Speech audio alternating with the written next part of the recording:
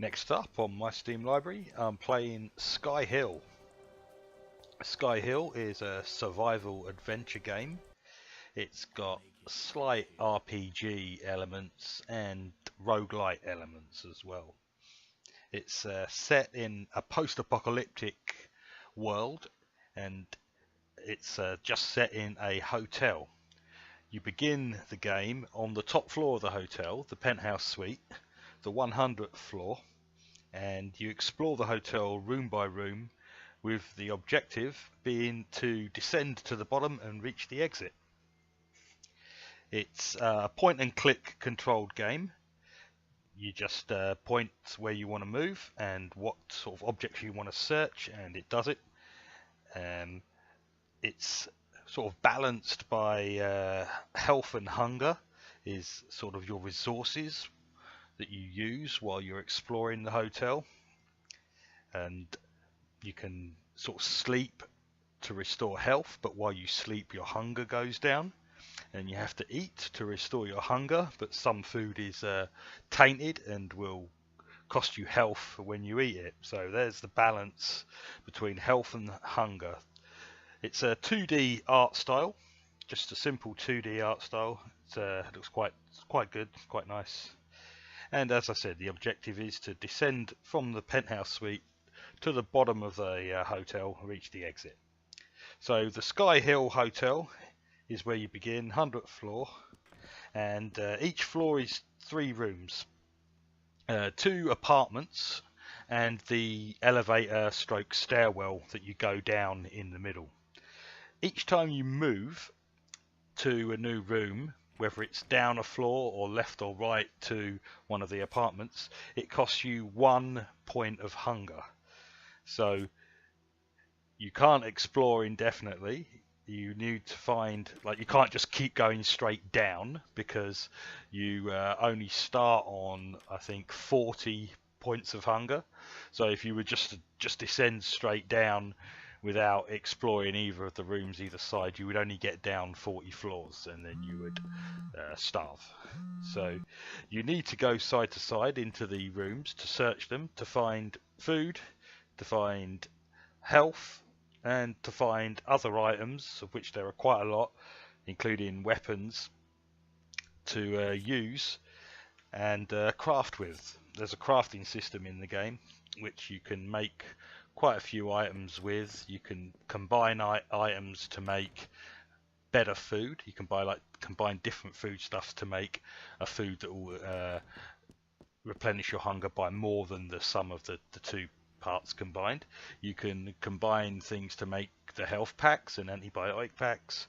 And back in your penthouse you have a bed and a workbench and your door, and you can improve those as well. You can improve the workbench to unlock new recipes, the kitchen to unlock new food recipes, the bed to get more health back when you sleep, and the door to reduce the chances of you being interrupted while you're sleeping with a nasty visitor. So each time you start the game, it's randomly generated, the whole 100 floors. That's one of the roguelite elements, and the other roguelite element is that death is permanent. You go as far as you can, explore as much as you can of the hotel, and then when you die, you're reset to the top floor again, and you begin the descent again, but hopefully you'll have unlocked some new perks and things. The second time you start the game, you'll be able to pick. The first time they're all locked, but the second time after you die, when you start the game, you'll be able to pick a perk, or 2 perks actually, one passive one, one active one, and these can kind of help you progress, help you in your exploration in different ways, and it's up to you as you unlock them to sort of find a good combination of the 2, try different strategies. The combat in the game is against the what's left of the population, shall we say, in this post-apocalyptic setting. They're kind of like they've turned into sort of Left 4 Dead style zombies. They're sort of mutated, and some zombies have got like really big hands, and some zombies have got like great big bellies. So they've totally mutated what's left, and when you encounter an enemy, it's pretty simple. Just click on the enemy to attack it, or click on the target button, and you can pick one of 3 targeted attacks. It's all seems to be based on a percentage chance to hit and a percentage range of damage. And when you pick the targeted attacks, it will show you 3 options. One will be like a high damage but lower percentage chance to hit. One will be sort of in the middle, and one will be a high percentage chance to hit but a lower damage. And it's kind of up to you to decide what you want to do each time you attack. Your weapon is whatever you've got equipped in your hand. Ranges from knives to pipes to more exotic weapons that you can craft later, like maces and shuriken and that kind of thing. To use a weapon, you need the required number of points in the attribute that weapon is assigned to, and some weapons have more than one, but your basic attributes are strength, speed, dexterity and accuracy. Strength, speed and dexterity are the sort of 3 attributes that determine whether you can use a weapon and how much damage you do it, and accuracy is your overall chance to hit. Each time you improve that, your chance to hit goes up. So that's the slight RPG elements. Like each time you kill an enemy, get a bit of XP and level up, and then each time you level up, you get some points to assign between those 4 abilities. So that's all there is to it when it comes to the leveling. There's no more than that. Just a little bit of RPG, but not much. So yes, you go through the hotel, balancing your sort of food, your hunger and health. If you and then go back to if you can go back to the VIP suite to sleep. Let's say sleeping recharges your health but lowers your hunger, and then if you've got some food, eat. But eventually you're going to come to a point where you will die unless you've got to the exit, unless you've done. But it's kind of a game you can have to go through quite a lot to get there.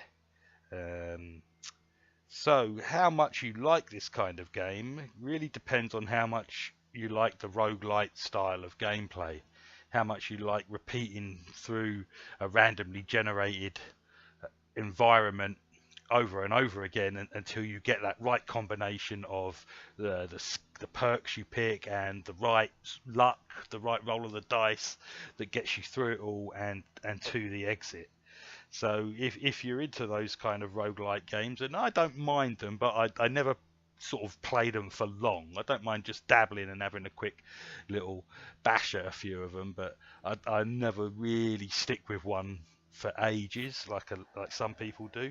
But yeah, it's whether you like it or not kind of depends on how much you like that sort of game. You'll either find it challenging and fun, or you'll find it frustrating, depending.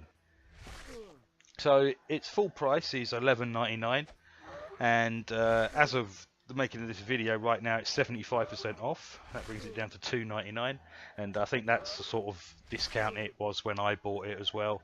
If not more, I definitely bought it in a sale with a hefty discount.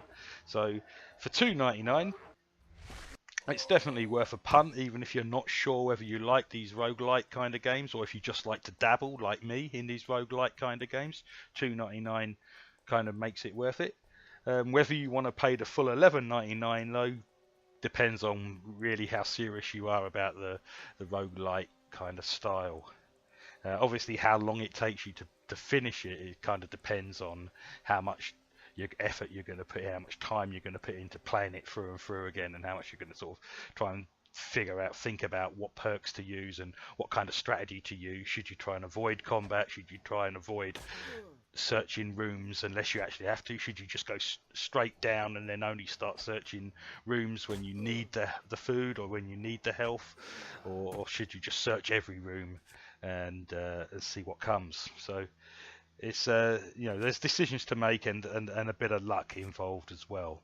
But I think it's good value at a sale price of 75% off. Definitely good value at that price, even if you don't stick with it for long.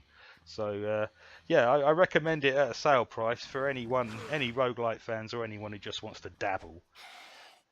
So that's Silent Hill. Not Silent Hill. What am I saying? That's Skyhill.